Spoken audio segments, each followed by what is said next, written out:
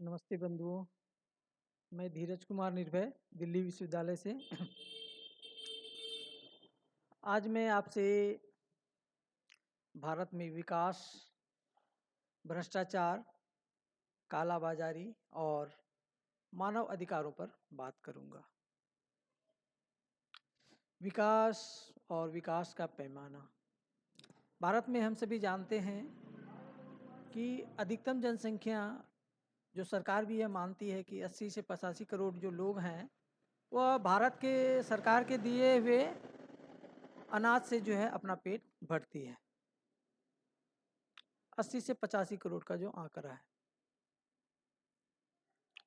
ये हमारे बगल में पड़ोस में भूटान देश है। भूटान देश के विकास का पैमाना है कि वहाँ के जो नागरिक जितने खुश हैं, उससे वो अपना जो है यह मानते हैं कि हम विकास कर पा रहे हैं या नहीं हो रहा है, हमारा विकास सही हो रहा है या नहीं हो रहा है, लोगों तक पहुँच रहा है कि नहीं पहुँच रहा है।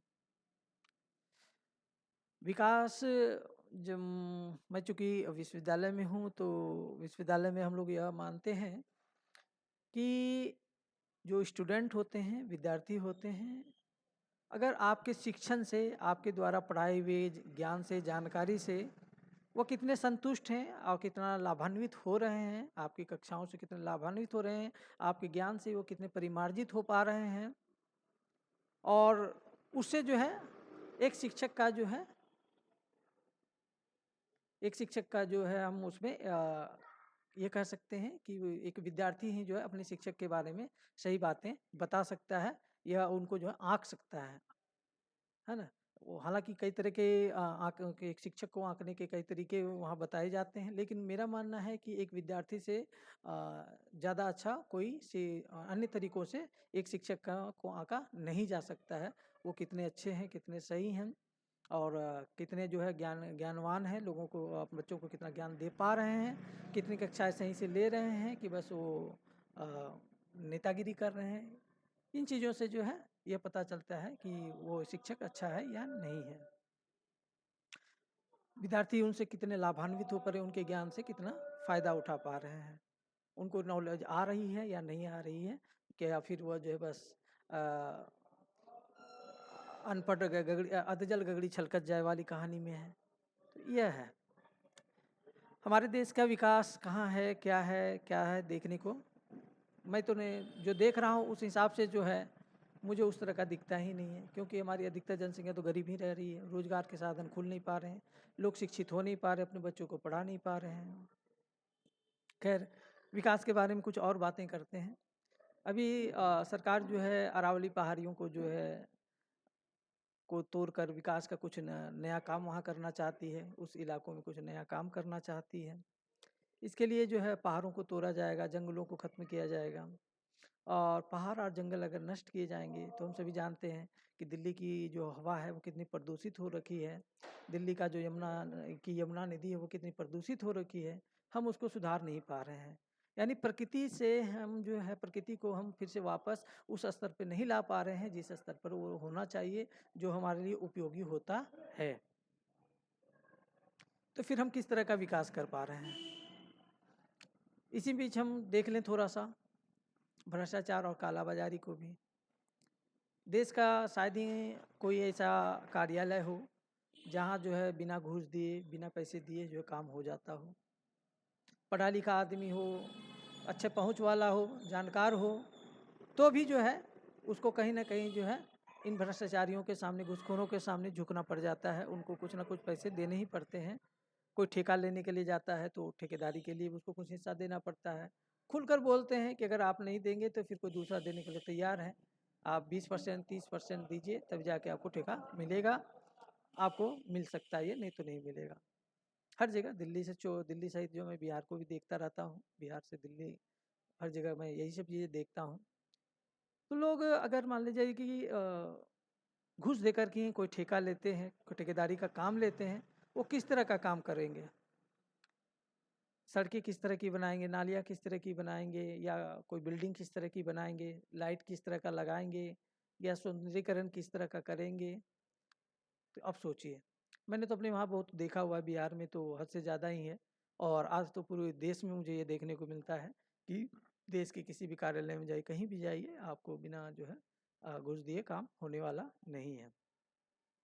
चूँकि दिक्कत ये है कि देश में विपक्ष नहीं है, विपक्ष ना ताकतवर है, ना ही उसमें व्यावहारिक है, ना ही उनके पास जो उस तरह की मंशा है या उनके पास नॉलेज है जो सत्ता पक्ष को जो वो हिला सके और सत्ता पक्ष से जवाब मांग सके कि आप जो कर रहे हैं वो गलत है, इसको नहीं होना चाहिए, जनता के हित में नहीं है। क्योंकि विकास के आधार पर, विकास के की घोषणा के आधार पर ही जो जनता नेताओं को चुनती है, चाहे पंचायत स्तर से हो, चाहे नगर स्तर में हो, चाहे आप राज्य स्तर के चुनाव हो या केंद्र स्तर के चुनाव हो, हर जगह यही है।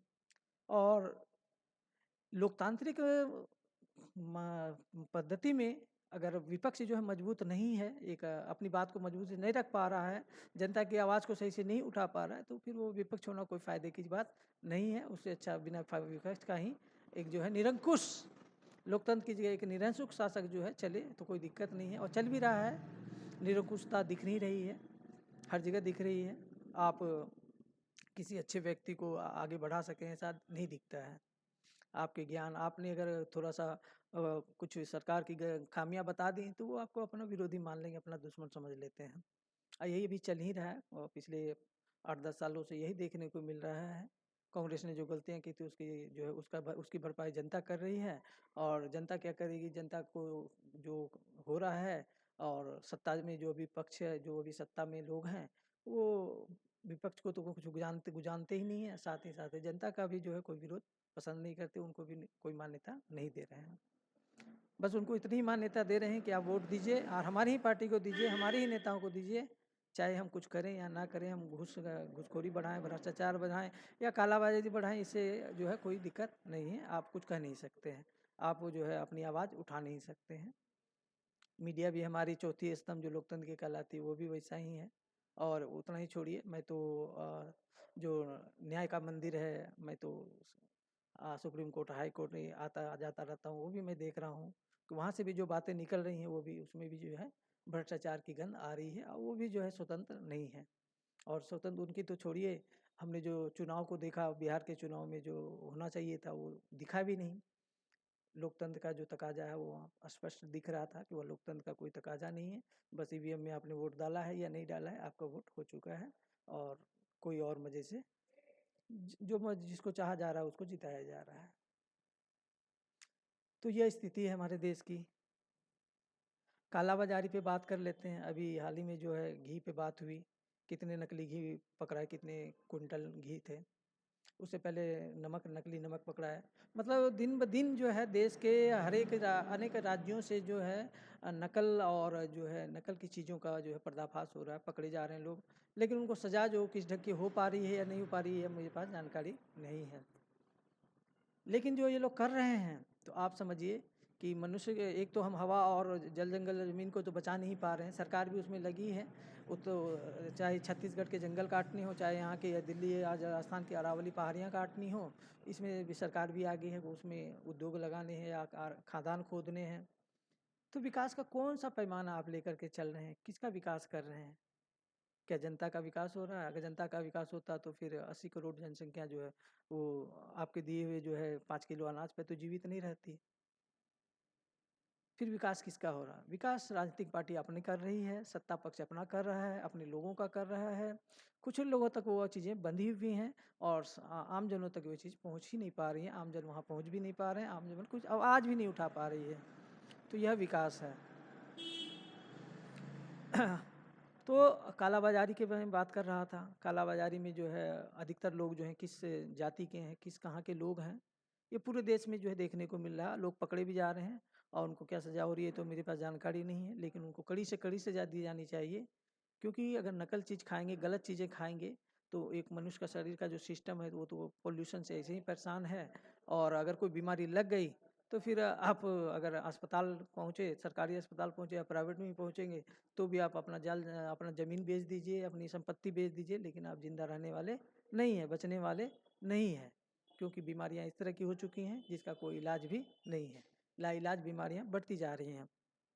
अगर देखना हो तो कभी एम्स के बाहर चले जाइए या किसी और अन्य अस्पताल के बाहर जाकर देखिए, या वहाँ जाकर के देखिए कि किस तरह की गतिविधि हो रही है। यहाँ तक कि मैंने एम्स तक में देखा है कि किस प्रकार जो है हार्ट का ऑपरेशन कराने वाले का मस्तिष्क का ऑपरेशन कर दिया जाता है, और वो जो युवा है, जो युवती है, वो डेथ हो जाती है उसकी। इस तरह की स्थितियाँ हैं हमारे चिकित्सा तंत्र में भी है। अब आता हूँ मैं मानव अधिकार और प्राकृतिक अधिकार की बातों में। मानव को जो है प्रकृति ने बहुत सारे अधिकार दिए हैं, साथ साथ मनुष्य का कर्तव्य भी है वह प्रकृति की रक्षा करे, ना कि प्रकृति को विनष्ट करे। क्योंकि अगर एक बार हम लोग पहाड़ को तोड़ दिया तो फिर हम पहाड़ नहीं बना सकते, जंगल को काट के ख़त्म किया तो जंगल नहीं बना सकते, और जलवायु परिवर्तन का जो स्थिति पूरी दुनिया में चल रही है उससे हम बच भी नहीं सकते हैं। और हमने देखा है अभी जो कल आज की रिपोर्ट आई है कि 322 या 24 दिनों में जो 321 दिन जो है किसी न किसी रूप में जो है प्रकृति ने एक आपदा जो पूरे देश में दिखाई है, चाहे वो तूफान हो, आंधी हो, सुखाड़ हो, या बाढ़ हो, या अन्य रूपों में भूकंप हो। इस रूप में जो है 321 दिन जो है साल भर के 365 में से 321 दिन जो है पूरे देश ने जो है कोई ना कोई प्राकृतिक आपदा देखी है। इस साल की बात कर रहा हूँ, 2025 की बात कर रहा हूँ मैं। तो ये स्थिति है, हमें इस चीज़ों में सोचना चाहिए, हमें इस चीज़ों विचार करना चाहिए। और अगर हम नहीं कर पाते हैं तो फिर जो है प्रकृति अपना जो कहर ढा रही है उससे हम बचने वाले नहीं है। प्रकृति जो कहर ढा रही है वो तो है ही है, जो सत्ता ढा रही है, जो सरकार ढा रही है, उससे भी आप सजग रहें, अन्यथा वर्तमान जो स्थिति है आने वाली पीढ़ियां आपकी तरसती रह जाएंगी। शिक्षा में भी हम लोग देख सकते हैं शिक्षा का क्या स्तर रह गया है। शिक्षा का निजीकरण होता जा रहा है, शिक्षा जो है आम लोगों के पहुंच से ही दूर होती जा रही है। और जो सरकारी विश्वविद्यालय या कॉलेज हैं तो वहाँ पर अधिकतर जो है वहाँ तो अब शिक्षक की जगह नेता आ चुके हैं। उनको नेतागिरी से फुर्सत नहीं होती है, वो शिक्षा क्या देंगे बच्चों को। और खुद भी उनके पास नॉलेज हो तभी तो वो देंगे। उन्होंने सिर्फ एक ही किताब पढ़ी है, उस किताब के आधार पर ही वो आपको पढ़ाएंगे, उससे बाहर नहीं पढ़ा सकते। तो ये स्थिति है। तो हम इन चीज़ों पे विचार करें, चिंतन करें, मानव अधिकार के साथ साथ प्रकृति के अधिकार को भी देखें, अपने कर्तव्य को भी निभाएं, ताकि हमारा पर्यावरण, हमारे आने वाली पीढ़ियां, मनुष्य की पीढ़ियां जीवित रह सकें, लोग जीवित रह सकें, जल जंगल जमीन सुरक्षित रह सके, वहाँ रहने वाले जीव और पशु पक्षी जीव जंतु जो है सुरक्षित रह सकें, तभी मनुष्य का जो है जीवन है। अन्यथा जलवायु परिवर्तन के साथ साथ मनुष्य का भी अंत बहुत जल्दी ही हो जाएगा।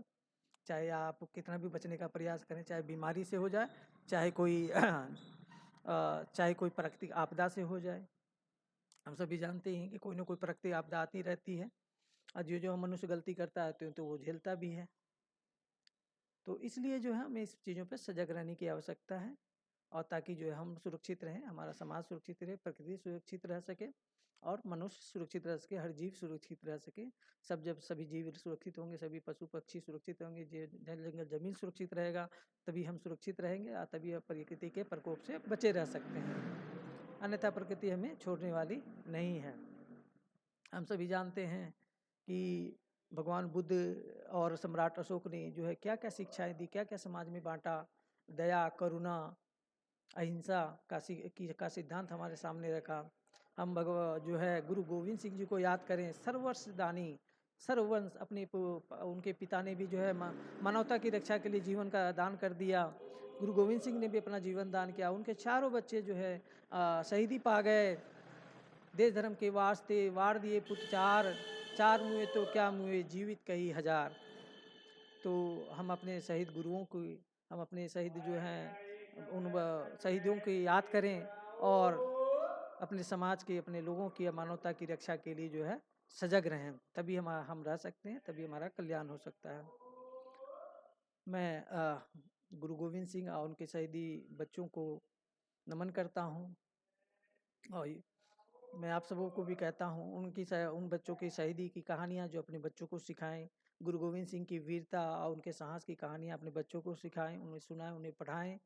और चार साहिबजादे फिल्म जो है यूट्यूब पर अवेलेबल है, आप अपने बच्चों को भी दिखाएं और खुद भी देखें। और जो है अपने हमारे जो ये वीर शहीद जिन्होंने अपने देश के लिए, समाज के लिए कुर्बानी दी है, उन सबको याद करें। यही हमारी श्रद्धांजलि उनके प्रति रहेगी, और यही हमारी श्रद्धा है। नमन है वीर पुरुषों को, नमन है वीर शहीदों को, नमन है गुरु गोविंद सिंह जी को, नमन है गुरु तेग बहादुर जी को, नमन है उनके चार साहिबजादों को। धीरज कुमार निर्भय, दिल्ली विश्वविद्यालय।